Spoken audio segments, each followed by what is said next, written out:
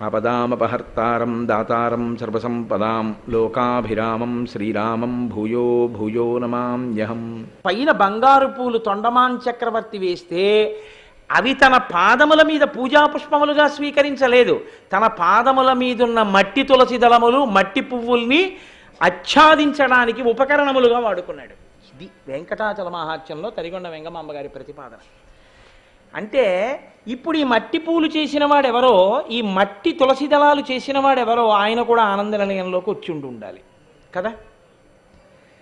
మరి తొండమాన్ చక్రవర్తి వచ్చి వేస్తే కదా బంగారు పూలు ఆయన పాదాల మీద ఉన్నాయి, మట్టి పూలు ఉంటున్నాయి, మట్టి తులసి దళాలు ఉంటున్నాయి, అంటే ఆయన కూడా ఆనంద నిలయంలోకి వచ్చి ఉండాలి కదా.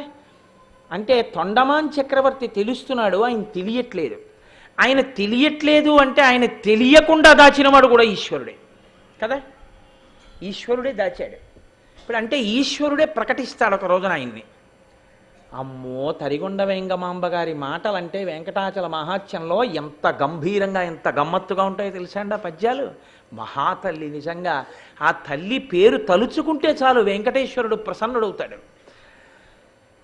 ఒకానొక నాడు కావాలని ఆ మట్టి పూలు కనిపించేటట్టు చేశాడు తొండమాన్ చక్రవర్తికి. చూసి కలవరపడ్డాడు తొండమాన్. నేను బంగారు పూలు పూజ చేస్తే అవి పక్కకి వెళ్ళిపోయి ఈ మట్టి పూలు ఎలా వచ్చాయి? మీరు ఒకటి గుర్తుపెట్టుకోవాలి, ఇది ఆలయంలో వాళ్ళని అడగలేదు, వెంకటేశ్వరుణ్ణే అడిగాడు. అంటే వెంకటేశ్వరుడు మాట్లాడాడే? అడిగారు అంటే మాట్లాడితేనేగా అడుగుతారు. మీరు ఆ స్తంభంతో మాట్లాడరుగా, ఎందుకంటే అది మాట్లాడదని మీరు అనుకుంటున్నారు. ఏమో పరమభక్తి కలిగిన వాళ్ళకి మాట్లాడుతుంది, కానీ నాతో మాట్లాడతారు. ఎందుకు మాట్లాడతారు? నేను తిరిగి మాట్లాడతానని. కాబట్టి వెంకటేశ్వరుడితో తొండమాన్ మాట్లాడాడు అంటే వెంకటేశ్వరుడు మాట్లాడేవాడు అనే కదా దాని అర్థం. తొండమాన్ అడిగాడు, నేను బంగారు పూలు కదా వేస్తాను నీ పాదాల మీద, మట్టి పూలు ఎందుకున్నాయని అడిగాడు. అయితే ఆయన అన్నాడు, రాజు చేసిన పూజ రాజసంబని నేను మెచ్చకుండి అన్నాడు. నువ్వు చేసిన పూజ రాజసంతో కూడిన పూజ. నా అంత గొప్పగా చేసిన వాడెవరన్న భావన ఉంది నీలో. ఈ పూజ స్వీకరించిన వాడెంత గొప్పవాడో అని నువ్వు అంటలేదు, నేనెంత గొప్పగా చేశాను అంటుంటావు. బంగారు పూలు వేశాను అంటుంటావు, నేను స్వీకరించలేదు, నేను స్వీకరించినది ఆ మట్టి పూలే అన్నాడు. ఎవరు చేశారా మట్టి పూలని అడిగాడు. ఇవి ఇక్కడికి 1.5 క్రోసు దూరంలో భీముడనేటటువంటి ఒక కుమ్మరివాడు ఉన్నాడు. అతను చేసినటువంటి పువ్వులు, అతను చేసిన తులసి దళాలు నేను తెచ్చుకుని పెట్టుకున్నానన్నాడు.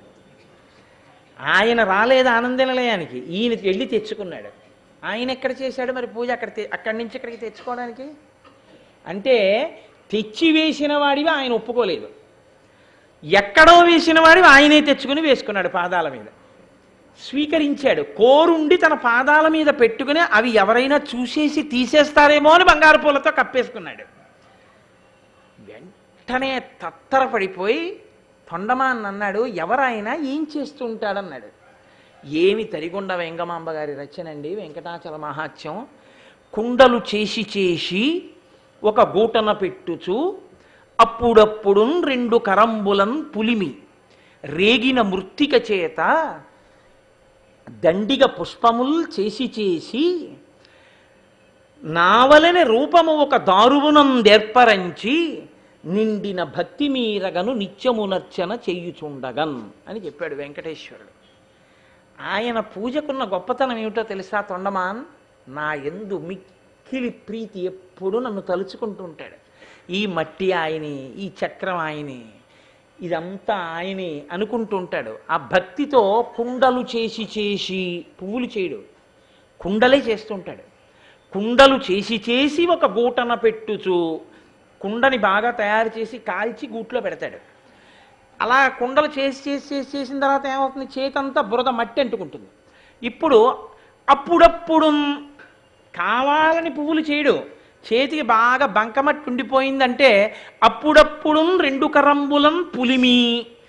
అప్పుడప్పుడు ఏం చేస్తాడు? ఆ 2 చేతులు ఇలా ఇలా అంటాడు. ఇలా ఇలా అంటే రాలిన మృత్తిక చేత కొద్దిగా మట్టి కింద పడుతుంది, అది కుండకి సరిపోయేంత మట్టి కాదు. అప్పుడు అతనికి అబ్బా, నా తండ్రి పాదాల మీద పువ్వులు వేసినవాడు ఎంత అదృష్టవంతుడు అంటే అకస్మాత్తుగా రాదా భావన. ఎప్పుడూ లోపల తలుచుకుంటూ తలుచుకుంటూ ఇలా అంటే ఆ మట్టి కింద పడుతున్నప్పుడు నా తండ్రి పాదాల మీద పువ్వులు వేసి పూజ చేసేవాళ్ళు ఎంత ధన్యులో, నేను ఈ కుండలు చేసుకోవడంలోనే నా బతుకైపోతోందని ఆ మృత్తిక తీసి ఒక్కొక్కసారి పువ్వు చేస్తాడు, ఒక్కొక్కసారి తులసిదళం చేస్తాడు. నా వలనే దారుక రూపము నెర్పరించి, ఇప్పుడు లేవు, పూర్వం ఉండేవి. చాలా తేలికగా దొరికేది ఏమిటంటే కొయ్య వెంకటేశ్వరుడు ఇంత మూర్తి అమ్మేవారు. పిల్లలు ఆడుకునేవారు ఆ బొమ్మలతోటి. ఒక కొయ్య ముక్కలో నా రూపాన్ని ఏర్పరిచిన బొమ్మ అతని ఇంట్లో ఉంది. అంతకన్నా కొనుక్కోవడానికి అతనికి డబ్బు లేదు. కాబట్టి దారుక రూపము నెర్పరించి నిండిన భక్తి మీరగను, అపారమైన భక్తితో ఆ కొయ్య బొమ్మలో ఉండే పాదాలు అంత స్పష్టంగా ఏం కనపడవు, కానీ నిండిన భక్తి మీరగను నిత్యము అర్చన చేయుచుండగన్. ఇది అప్పుడప్పుడు కాదు, ప్రతిరోజు అలా తలుచుకుంటూనే ఉంటాడు. ఎప్పుడో అప్పుడు కింద పడిన మట్టితో 2 దుళాలో 2 పువ్వులో చేసి అక్కడ పెడతాడు. పెట్టగానే నేనేం చేస్తానో తెలుసా తొండమాన్, నేను వెళ్ళి తెచ్చుకుని నా పాదాల మీద పెట్టుకుంటాను. అతను ఇదేమిటి పెట్టాను కదా లేవేమిటి అన్న స్పృహ ఉండాలంటే నే పెట్టానన్న భావన ఒకటి ఉండాలి. అతనికి అసలు నే పెట్టిన పూలు ఇక్కడ లేవేమిటన్న భావన ఎందుకుండదో తెలుసా?